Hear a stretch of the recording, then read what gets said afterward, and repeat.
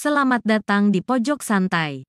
Sebelum Anda mendengarkan audiobook ini, kami menginformasikan bahwa channel ini adalah review audio dari buku yang ada di Indonesia. Untuk membaca keseluruhan buku ini kami menyarankan membeli buku aslinya di toko buku kesayangan Anda, baik offline maupun online. Keberadaan channel ini dimaksudkan untuk membantu Anda mendapatkan pengetahuan dari buku-buku kesayangan Anda.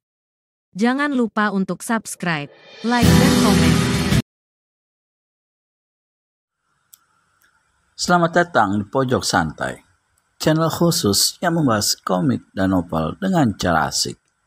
Kombang Hitam menyuruh anak buahnya untuk menangkap Suto yang muncul saat ayahnya dihabisi. Akankah Suto tertangkap? Yuk langsung saja disimak video kali ini.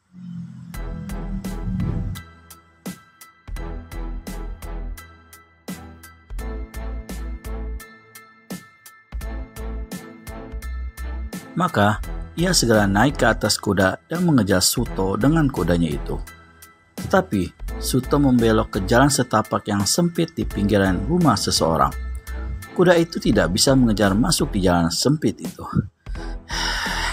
Jahanam, geram Kombang Hitam lagi. Kudamu habis tulang-tulangnya kalau dia tertangkap. Kombang Hitam mengarahkan kudanya dengan memutar jalan. Ia bermaksud menghadang jalan tembus tempat pelarian Suto. Sedangkan kedua anak buahnya masih tetap mengejar melalui jalan yang diambil Suto. Rupanya, di ujung jalan tembus itu, Lubang telah menghadang. Begitu melihat Suto berlari terbirit-birit, Lubang segera menyongsongnya.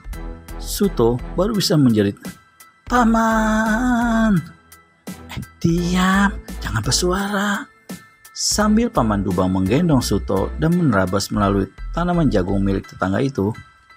"Pegangan yang kuat ya, kita akan lari secepatnya lewat celah-celah tanaman jagung ini," kata Lubang yang menggendong Suto di belakangnya.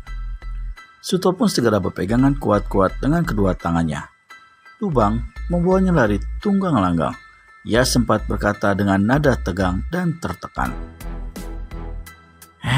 "Jangan terlalu kuat, itu namanya mencekik leher Paman." Lalu ia terbatuk-batuk karena kedua lengan Suto begitu kencangnya memeluk leher sehingga napas Lubang sulit dikendalikan. "Aduh, kemana mereka?" teriak Kombang Hitam kepada kedua anak buahnya. "Aku tadi melihat kelebatan anak itu yang digendong seorang lelaki pendek dan gemuk. Saya rasa mereka masuk ke ladang jagung ketua. Begitu, kejarlah mereka. Kenapa hanya bengong saja?" Maka kedua orang tersebut segera menerabas masuk ke ladang jagung yang rimbun. Tinggi tanaman itu sudah menyamai tinggi orang dewasa. Sedangkan Kombang Hitam yang merasa was-was itu segera melarikan kudanya mengikuti tepian ladang jagung. Ia akan mencegat di ujung ladang sebelah sana. "Wah, bajuku robek, Paman." "Ya biarkan saja." Lubang tetap berlari sambil mencari arah yang aman. Ia mendengar suara gemerusuk di belakangnya. Itu pertanda ada yang mengejarnya di dalam ladang jagung itu. Karenanya, ia semakin mempercepat larinya bagai membabi buta. Larinya sudah tidak tentu arah lagi. "Turunkan aku, Paman. Biar aku lari sendiri." "Hah, kebetulan," kata Lubang segera menurunkan Suto. Maka mereka lari berdua. Beberapa waktu kemudian, mereka berdua berhasil keluar dari ladang jagung. Lubang berhenti sebentar mengatur pernapasannya. Di depannya sebuah jalan liar menuju kaki bukit.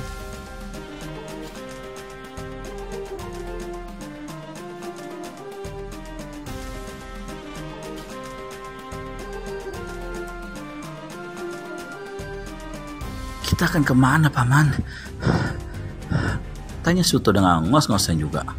"Kemana sajalah. Aduh, napas Paman seperti mau putus, Suto. Tapi mereka mengejar kita di belakang, Paman. Kita tak boleh beristirahat di sini. Ayo, lari lagi, Paman." "Lari-lari," sentak Lubang. "Kamu enak, usia masih muda. Aku ini yang sudah setengah umur harus lari tanpa berhenti. Yang mana bisa?" Terdengar suara kaki kuda samar-samar. Dubang mulai cemas. Itu mereka, Paman. Biar aku hadapi mereka. Paman selamatkan diri saja. Jangan belaga jago kamu. Kamu kan masih kecil. Ayo, lari lagi. Mereka berlari kembali sekuat tenaga. Kali ini mereka mendaki tanah perbukitan, melewati celah-celah batang pohon, menerabas semak berduri. Kedua anak buah Kombang Hitam muncul keluar dari ladang jagung.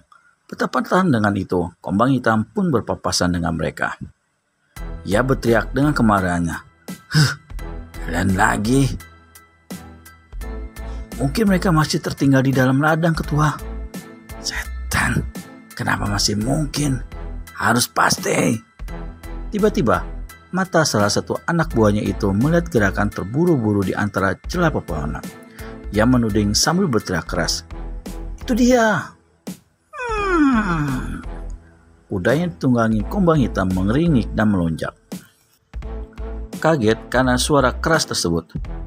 Kucing korap, jangan keras-keras, kudaku kaget. Ketua, mereka mendaki bukit. Saya lihat jelas. Kejar dia, kejar!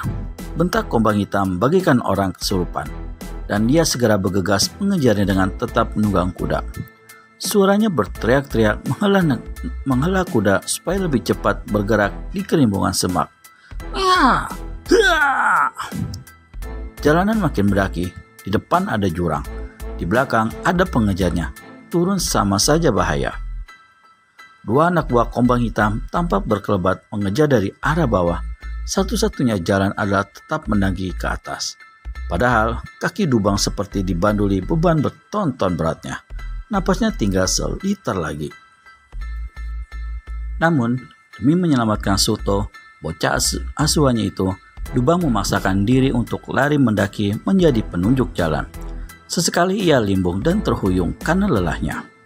Sesekali ia menjadi tegak kembali jika mendengar suara ringkik kuda.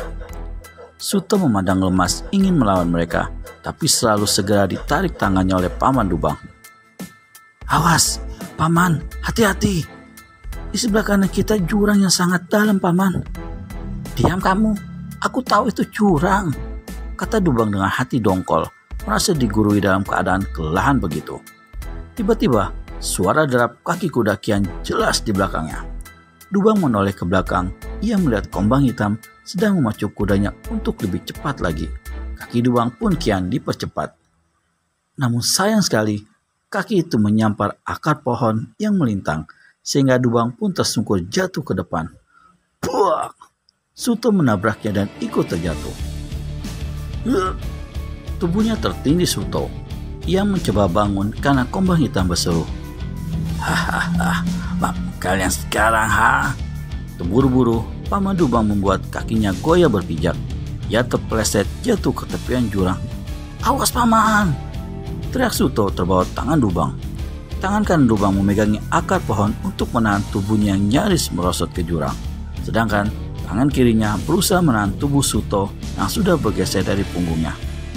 Naik Suto, naik, cepat naik. Tangan Dubang mendorong tubuh Suto.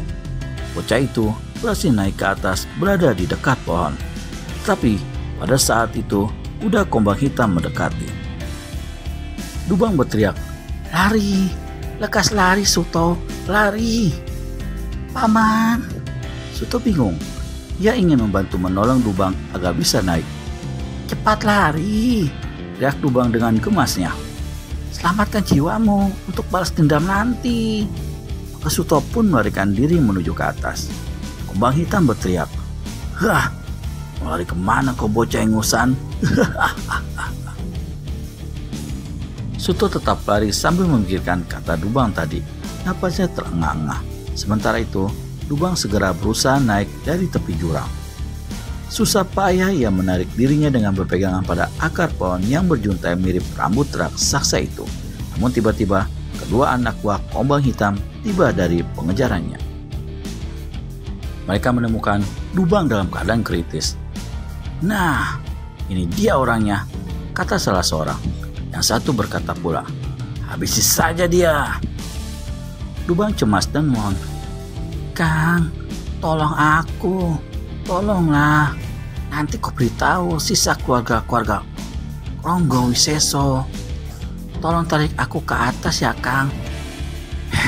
Yang mau tertipu oleh bujukannya, kata yang satu. Yang satunya lagi berkata, tapi dia mau memberitahu sisa keluarga Ronggo Wiseso. Orang yang diajak bicara itu mendengus lalu mencabut goloknya. Tring. Dubang menjadi tegang, ingin membawa sesuatu tak sempat keluar dari mulutnya. Orang yang memegang golok itu segera menebas ke depan. Tras! Akar itu dipenggal putus, dan tubuh Dubang pun jatuh melayang ke bawah jurang dengan jerit yang menggema mengerikan. Suto berhenti dari larinya. Ia mendengar jeritan itu. Ia makin sedih karena tahu suara itu jeritan Dubang. Ia berbalik arah ingin ke tepi jurang lagi, tapi kuda yang ditunggangi kombang hitam muncul dari semak-semak. Suto menjadi kaget, kemudian hanya bisa berdiri dengan tubuh gemetar. Berhasilkah Suto melarikan diri? Temukan jawabannya di video selanjutnya hanya di channel Pojok Santai. Segera subscribe dan tekan tombol lonceng untuk mendapat notifikasi video terbaru dari kami. Terima kasih dan sampai bertemu kembali.